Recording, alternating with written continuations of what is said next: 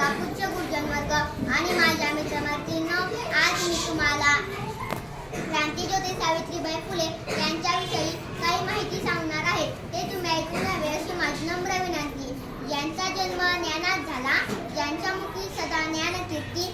नमस्कार त्या सावित्रीबाई मूर्ती. नमस्कार त्या सावित्रीबाई मूर्ती. स्त्री शिक्षणाचा पायाच रचणाऱ्या, मुलींसाठी पहिली शाळा सुरू करणाऱ्या पहिल्या महिला शिक्षिका म्हणजेच क्रांतीज्योती सावित्रीबाई फुले.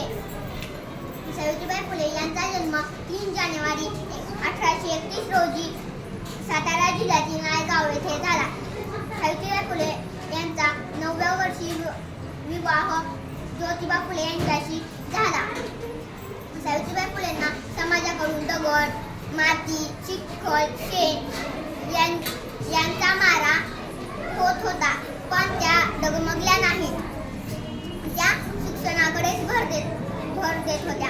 म्हणूनच मी म्हणते की तूच विद्येची आई सावित्रीबाई, तुझ्यामुळे आम्ही आता शाळा पाहिल, चूल आणि मूल जगामध्ये. तुझ्यामुळे आम्ही आता कलेक्टर होईल, शिक्षण झाले आम्हावर दान.